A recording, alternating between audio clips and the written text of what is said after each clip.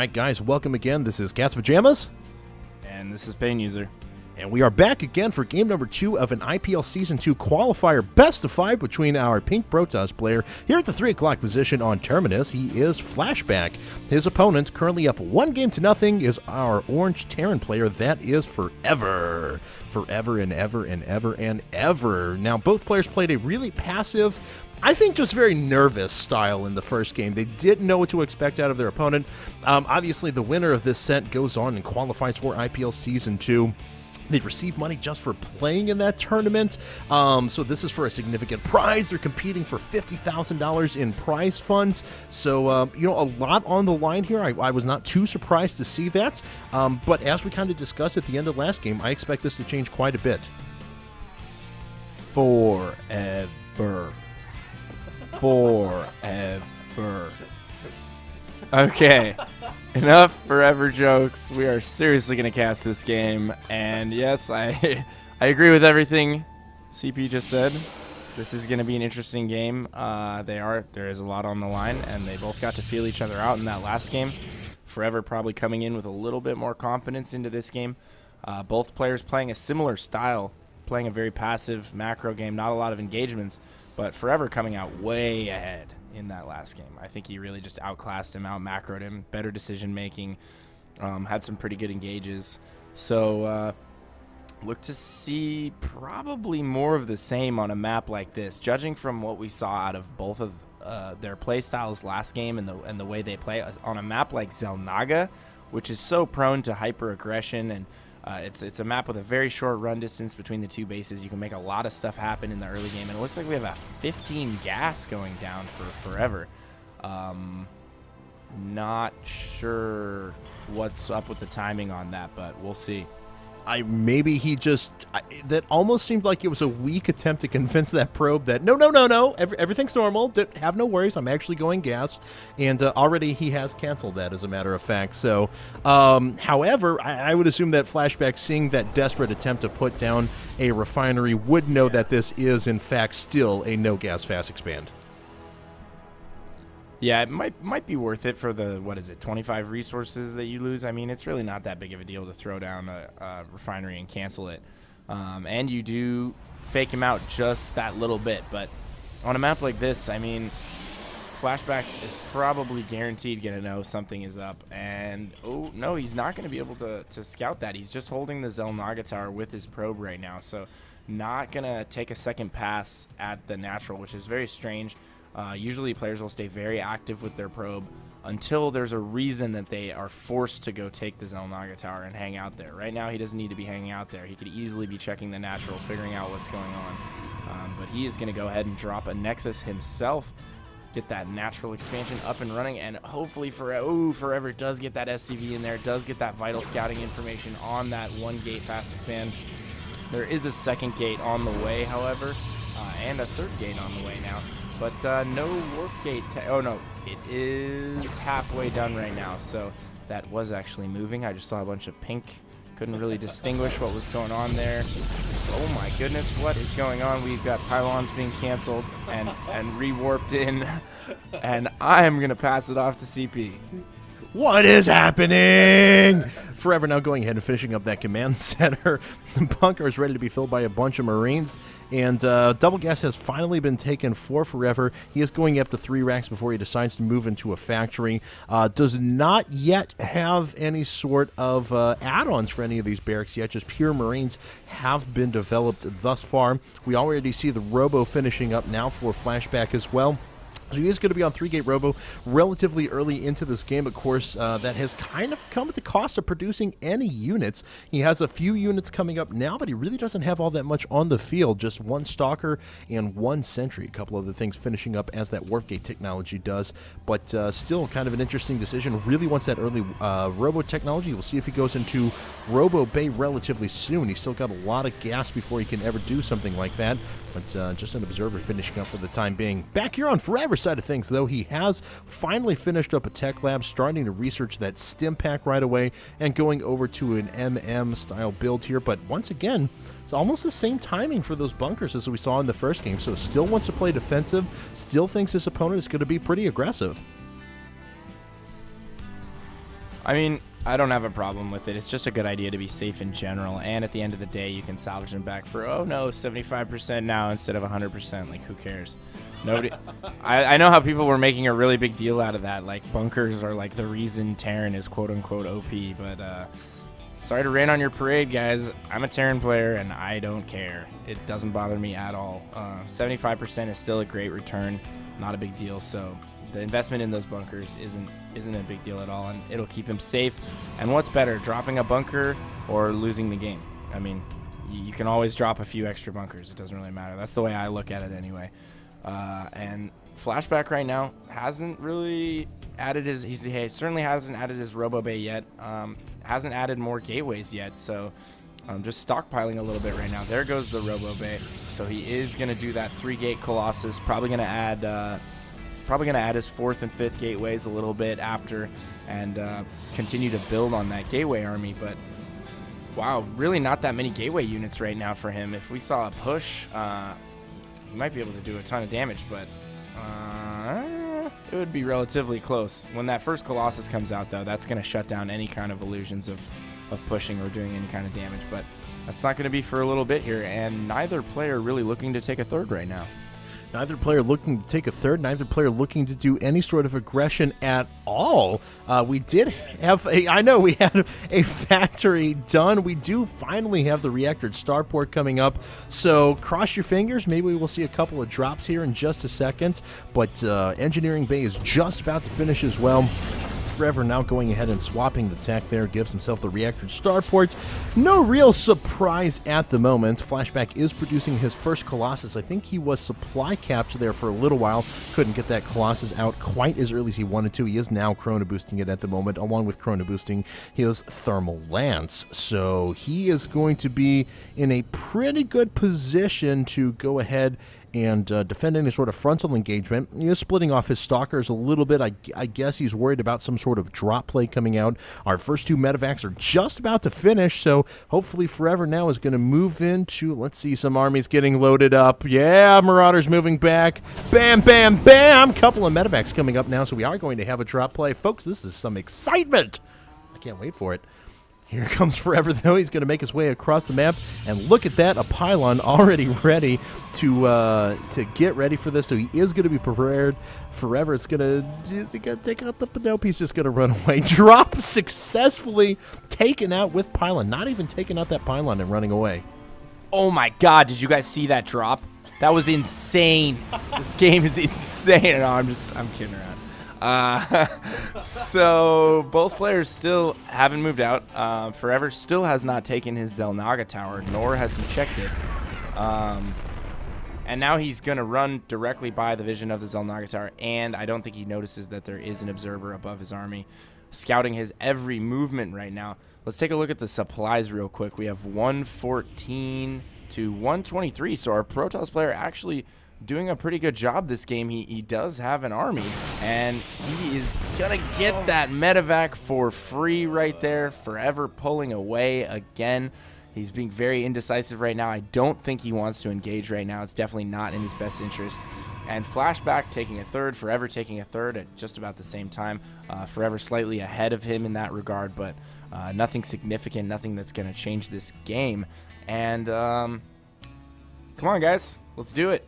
Let's see some action. I think we do have one medevac that's been killed, and I think that is the only. Okay, lost 3 units. Okay, so an SCV, I think, possibly a Marine, and a medevac. And what has our Protoss player lost? A probe?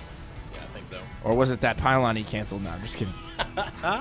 No, it's a factory attack. It's a 13-minute, 3-base factory timing attack. Factory timing attack. Here it comes. All right. So factory making its way across for Forever. He is going to get some good scouting information, though. It's okay.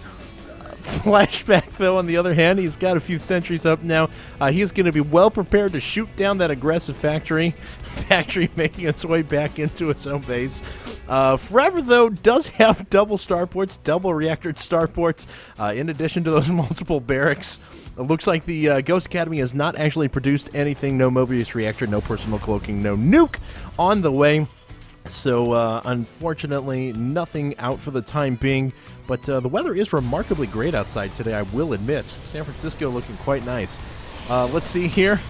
How many gateways do we have up? 1, 2, 3, 4, 5, 6, 7, 8, 9. 9 gateways, as a matter of fact. I am the count. And we do have a robotics facility just finishing up another Colossus. So a good number of units. Poor factory is going to go down. If this factory dies, it means no possibility of nukes.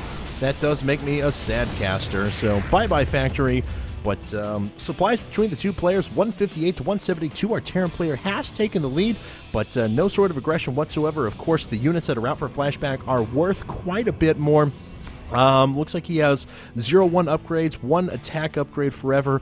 Matching him, looks like he's just about to finish armor. There it goes, and he is about halfway done with his second attack upgrade as well. So now sending out a little task force here. Go Gadget 3 Marauders. And this would be the first time that he has checked his Xel'Naga Tower in quite a while. You really want to hold those Xel'Naga Towers. It's so important. But he does get that Stalker right there. Kills another unit. And we do have Psystorm and upgrades on the way for our Protoss player. So Protoss is looking pretty good right now. If he does manage to get to the Storm phase of the game and remains completely unscathed, gets those upgrades finished, continues to chrono boost those forges. Once both players max out, and that's not the best position in the world to be in as a Terran player. Keep in mind the Protoss player is chrono boosting his forges, and he's probably going to continue to do so. He has charge, he's getting blink, so he has a lot of upgrades coming that are going to really tip the scales in his favor. As far as our Terran player right now, he does have a healthy Viking count. He will be able to probably 2 volley Colossus with that Viking count, and he does have 3 ghosts. So if he does land some good EMPs, and it looks like both players are moving towards the Xel'Naga Tower, I don't think either player is going to engage just yet. Our Terran player throwing down a scan, seeing that army, and saying, I want to have nothing to do with that right now. Yeah, both players are maxed as well, so they're going to start the army trading process. Oh, nice blink in. It does take out a couple of those Vikings, but those Vikings, as you mentioned, are 2-volleying a lot of those Colossi, so the Colossi have gone down very quickly. There are still 3 remaining, now just 2, now 1. Who is actually going to come out on top of this? That +1 weapons for those air units actually coming in quite handy, but now those Vikings simply don't have a purpose other than just buffer a little bit of damage, and these Archons are getting in, doing quite a bit there. Of course, Concussive Shell no longer slowing Archons, because they are a massive unit. And taking a look at the army between the two, both players are even, whereas our Protoss player was down just a little bit with his upgrade infrastructure that was in place. Seems like he actually got the better of that engagement. Not all of his Colossi went down. He does have his 4th base up. Of course, we do have command centers number 4 and 5 coming up for forever as well. So both players traded armies. Time to rebuild. Yeah, that was a relatively even trade as well. I don't think either player had a distinct advantage coming out of that. And going to go ahead and continue to add Templar into the mix here. He does have those 2 Archons, and that never hurts your army composition. Didn't manage to get too many Storms down, though. Did an EMP go off on all the majority of those Templars? Is that what happened there? Okay, so great EMPs, but he's not going to be able to keep that EMPing up all game unless our Protoss player allows his Templar to be clumped. If he spreads his Templar out individually, he'll be in a great... Yeah, you should never have your Templar all sitting in the same spot like that when you know that your Terran player has ghosts out on the field. You just have to take the extra time to split your Templar out.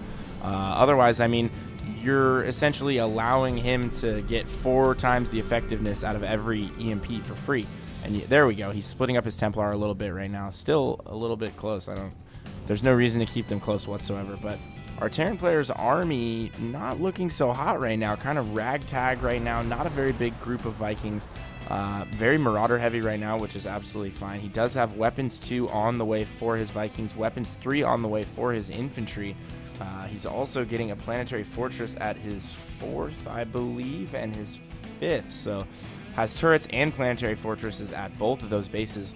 I'd love to see our Protoss player try and do a little bit of harassment, maybe with a Warp Prism or perhaps some Blink Stalkers over there. He could shut down mining at the 4th and 5th for quite some time. There's really nothing our Terran player could do about that to deal with it at this point. So hopefully we'll see some harassment out of our Protoss player here. Yeah, Yes, in the words of White Ryan, I believe Warp Prism this week is the special tactics. I believe last week it was DTs, but that's okay. So Forever's making his way up. I like that he's keeping his Viking content low. I actually thought he was investing a lot into those because our Protoss player is going, a little bit of a deterrent storm there just to push those units away while he gets his positioning up on his units, and then not really positioning his units.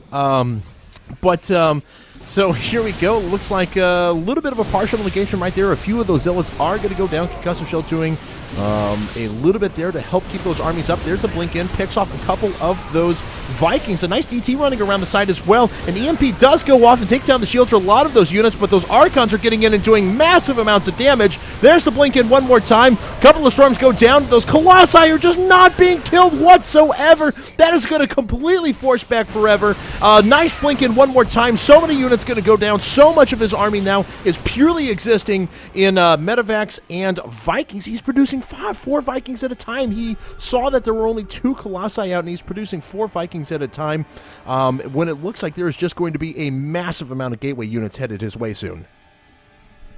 Yeah, this is a ton of Gateway units, and this could be the coup de grace right here. Flashback making his final push, being very hesitant.